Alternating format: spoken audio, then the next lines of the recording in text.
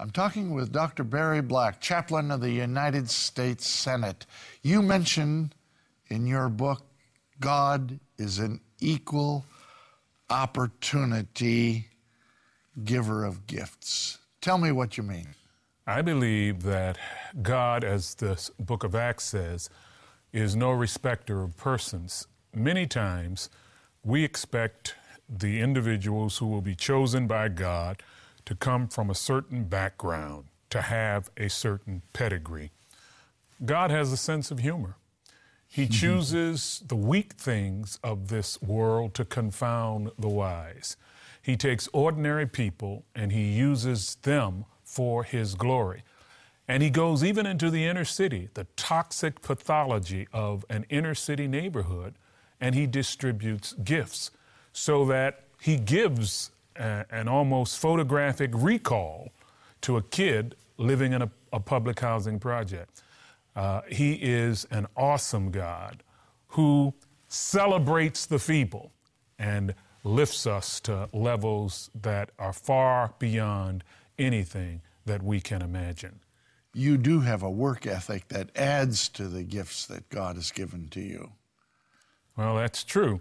And that work ethic came from reading the book of Proverbs. My mother gave my siblings and me our allowance based upon memorizing Scripture. We received a nickel a verse. She eventually put me on a flat rate, but it was a nickel a verse. And we first picked the low-hanging fruit. John 11:35, Jesus wept. That was a nickel. Remember Lot's wife, that was a nickel. But eventually, we ran out of the low-hanging fruit, and we had to really get serious. Well, I fell in love with the book of Proverbs because the verses are short. And I remember feeling like I had discovered a secret success manual in Proverbs. And one of the things that the book of Proverbs celebrates is diligence. I remember the first time I read Proverbs 14:23. In all labor, there is profit. I couldn't believe that. I mean, it was like an epiphany for me. You mean if I want to make a profit, and living in poverty, you certainly would like to make a profit. If I want to make a profit, all I have to do is outwork folk. Or Proverbs 22:29, show me a man diligent in his business, he will stand before kings and not ordinary people. I embraced those proverbs and I believed those proverbs, and that helped create a work ethic. When I entered the United States Navy, I had no aspiration to become an admiral. If someone had told me I would retire a two-star admiral, I would have thought they had lost it. But I wanted to ensure that I worked as diligently as anyone.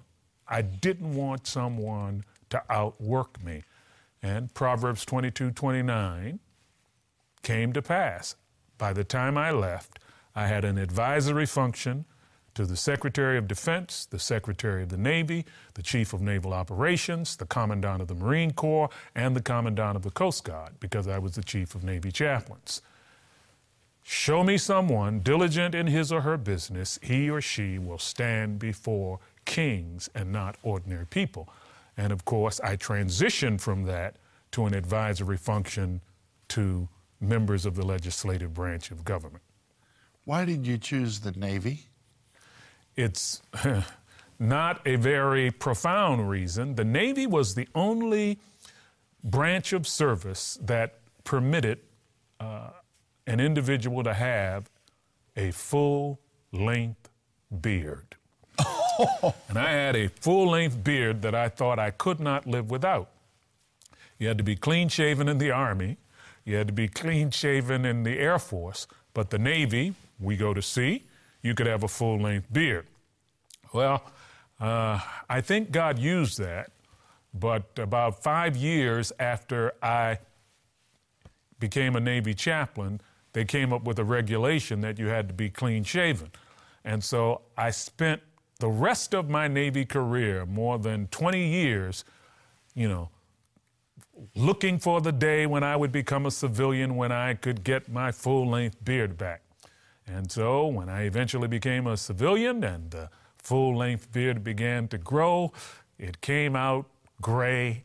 And so I said, well, así la vida. I'll stay with the clean-shaven look.